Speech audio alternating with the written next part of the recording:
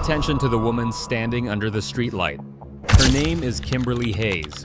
She's 24 years old, a nursing student at the University of Memphis, finishing her final semester before graduation. It's Friday, January 12th, 2024, at 11:52 p.m. She's waiting for the last northbound bus on Poplar Avenue after a double shift at Baptist Memorial Hospital, where she works as a patient care technician. She looks tired. Her scrubs are wrinkled.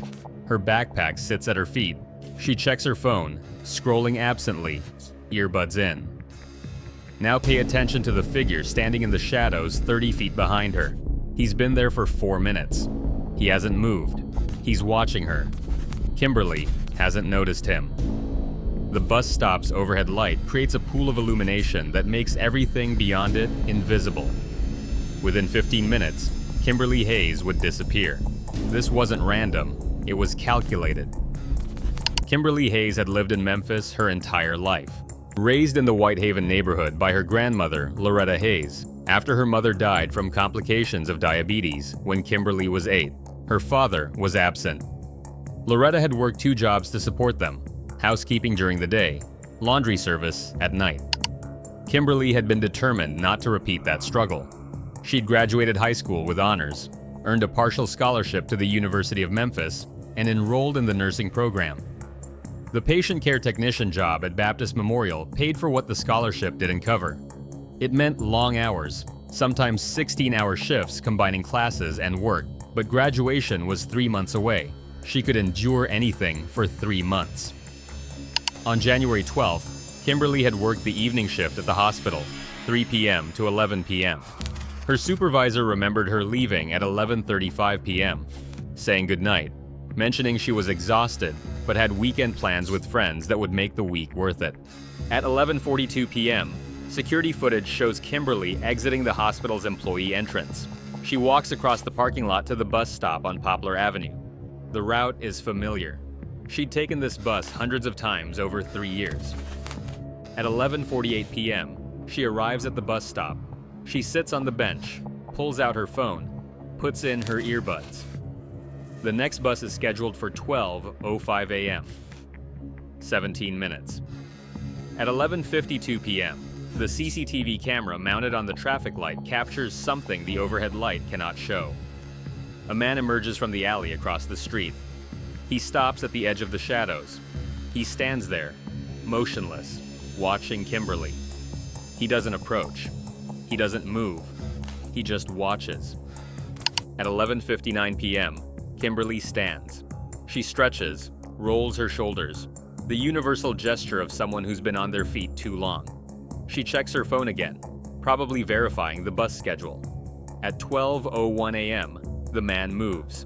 He crosses Poplar Avenue, not directly toward her, at an angle, as if he's heading somewhere else. Casual, unhurried. He reaches the sidewalk 20 feet from the bus stop and pauses, as if waiting for something. Kimberly glances at him, brief, acknowledging his presence the way strangers do in public spaces. She returns her attention to her phone. At 12:03 a.m., the man moves closer. He's now 15 feet away, then 10. Then he's standing at the bus stop with her. The CCTV footage shows him saying something. Kimberly removes one earbud. She responds. The interaction appears brief. She shakes her head. The universal gesture for no. The man doesn't leave. He says something else. Kimberly's body language shifts. She steps back slightly. She's uncomfortable. At 12:04 a.m., the man moves quickly. He grabs Kimberly's arm. She pulls away. Her backpack falls. Her phone drops. She's fighting him. The struggle lasts 12 seconds. The man is larger, stronger.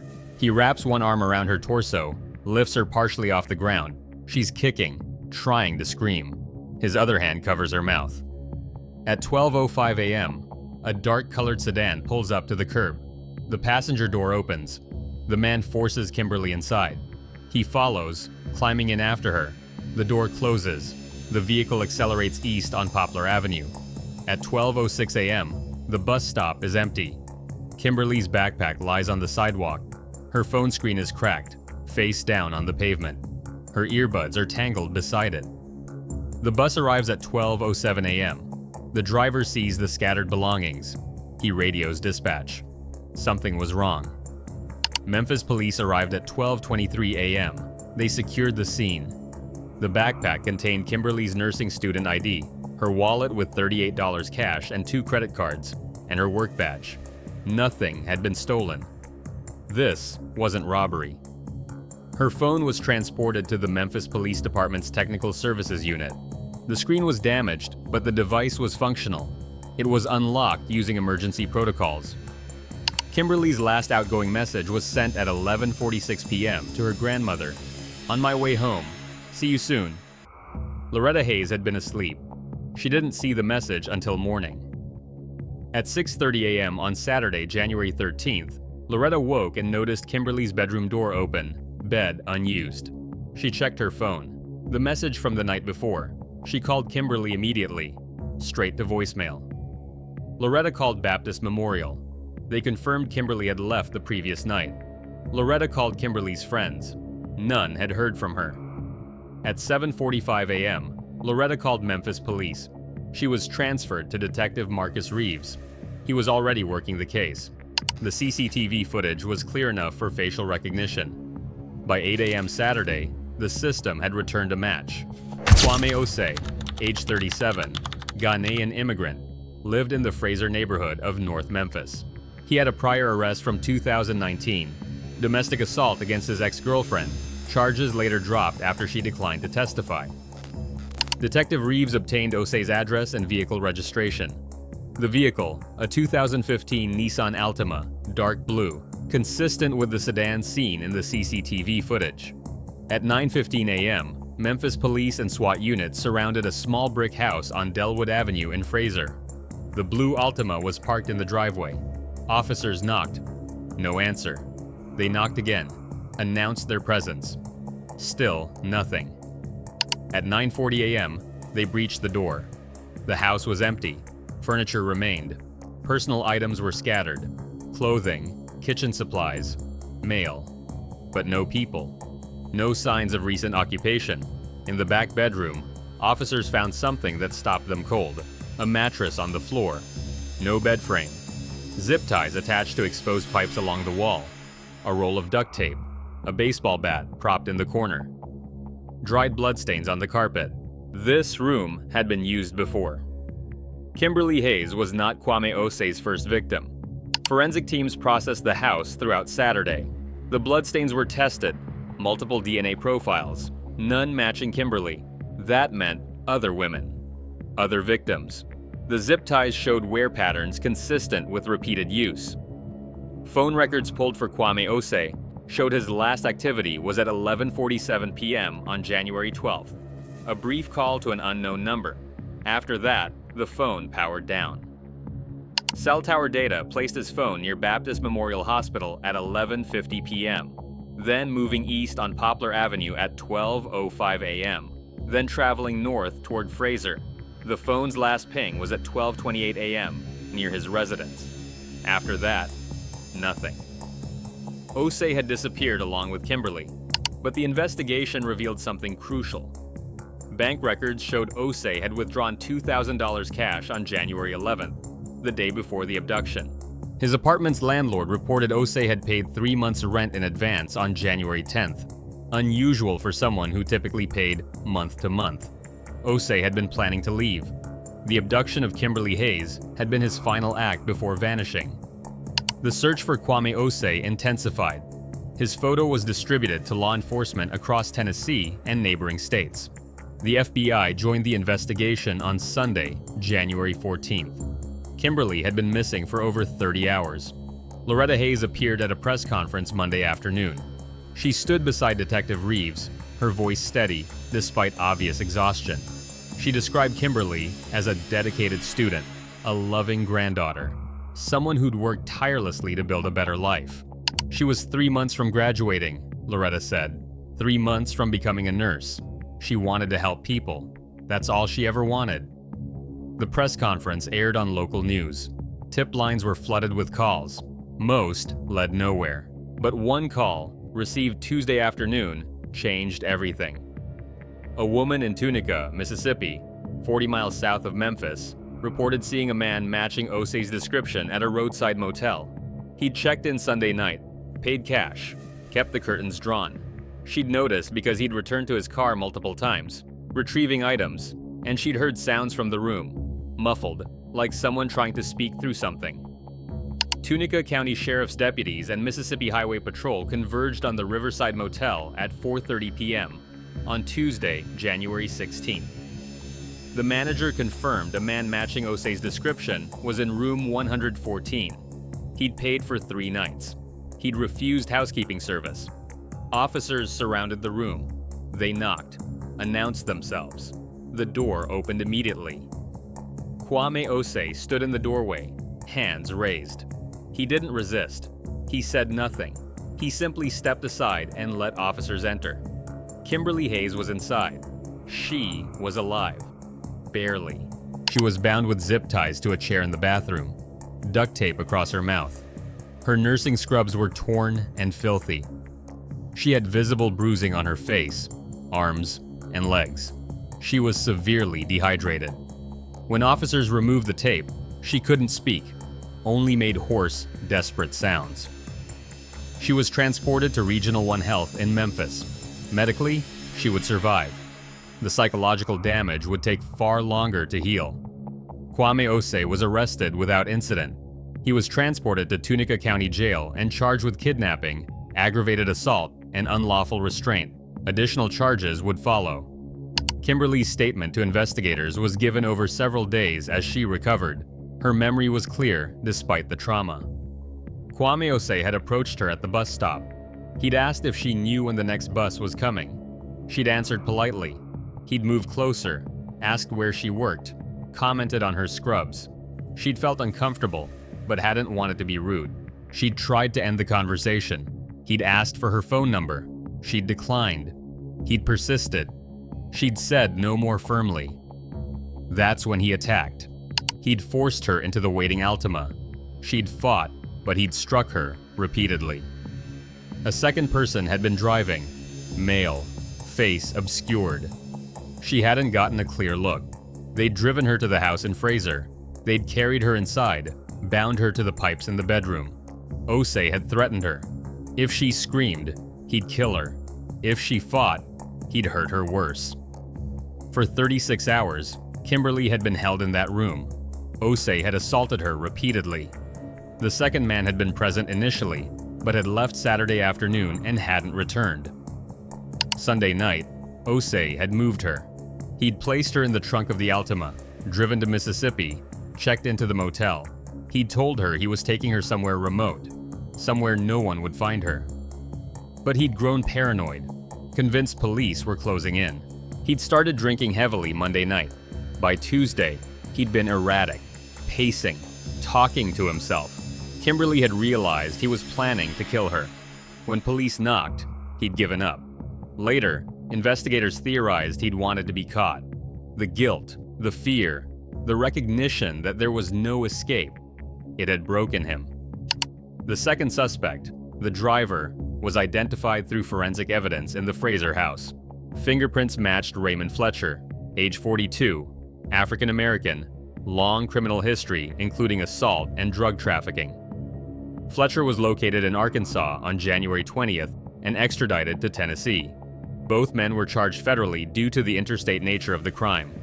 The trial began in August 2024.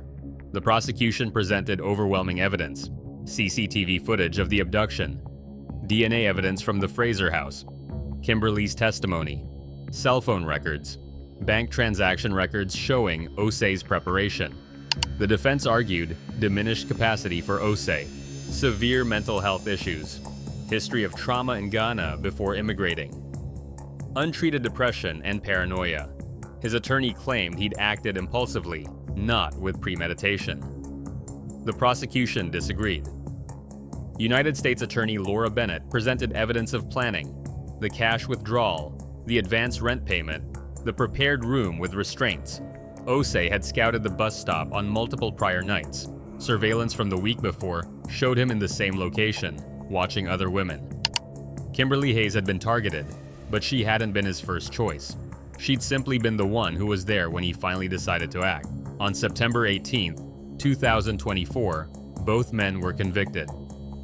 Kwame Osei, guilty of kidnapping, aggravated assault, aggravated sexual assault. Raymond Fletcher, guilty of kidnapping and conspiracy. Osei was sentenced to 45 years in federal prison. Fletcher received 25 years. Neither would be eligible for parole. Kimberly Hayes did not return to the University of Memphis that semester. She couldn't. The thought of taking the bus, of being outside after dark, of being alone in public spaces, it triggered panic attacks so severe she couldn't breathe. She moved in with Loretta permanently. She spent months in trauma therapy. She attended a support group for assault survivors. Slowly, painfully, she began rebuilding. By the fall of 2024, Kimberly had returned to nursing school. She took online classes exclusively.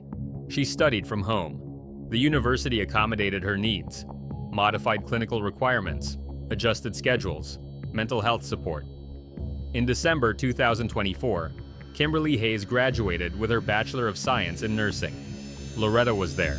So were 24 friends, classmates, and hospital colleagues who'd supported her through everything. Kimberly didn't walk across the stage. Crowds still overwhelmed her.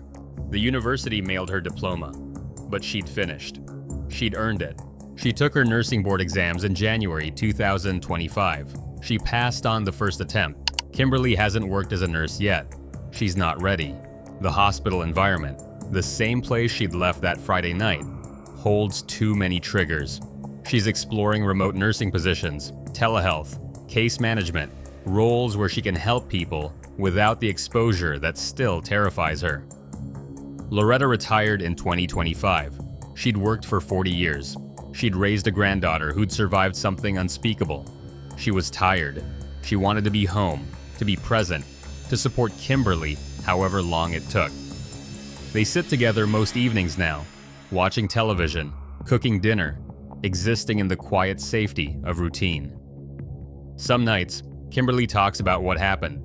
Other nights, she doesn't. Loretta never pushes. She's simply there. That's all Kimberly needs. The bus stop on Poplar Avenue near Baptist Memorial Hospital now has additional lighting. Brighter fixtures, a wider illuminated area, security cameras with higher resolution and broader coverage. The changes were implemented in March 2024, 2 months after Kimberly's abduction. Memphis Area Transit Authority also instituted new safety protocols. GPS tracking on all buses with real-time updates available to riders, panic buttons at major bus stops connected directly to police dispatch, and increased security presence at high-traffic stops during late-night hours. The changes are informally known among transit workers as Kimberly's protocols. The Transit Authority doesn't publicize this. It's an internal acknowledgement that they'd failed to protect a rider who depended on them for safe transportation. Kwame Osei is incarcerated at the Federal Correctional Institution in Memphis. He will be 72 years old before he's eligible for supervised release. He has filed no appeals. He participates in no prison programs. He isolates himself from other inmates. Guards report he spends most days staring at the wall of his cell. He speaks to no one. He reads nothing. He exists in silence. Raymond Fletcher, by contrast, has become active in prison ministry. He's expressed remorse repeatedly in letters to the court, to Kimberly, to his own family. He claims he'd been coerced by Osei, that he hadn't known what Osei planned until it was too late, that he regrets not stopping it. Kimberly has never read his letters. She doesn't care about his remorse. She doesn't care about his regret. Their choices, both men's choices, stole months of her life and fundamentally altered her future. No apology will change that. Loretta Hayes keeps the CCTV footage bookmarked on her computer. She doesn't watch it often, but sometimes, late at night when she can't sleep, she opens the file. She watches her granddaughter standing at that bus stop. She watches the figure emerge from the shadows. She watches what happens next. She forces herself to witness it because forgetting feels like betrayal.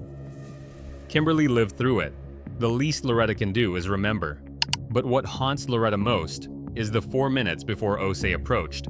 Those 4 minutes when he stood in the shadows, watching, waiting, planning.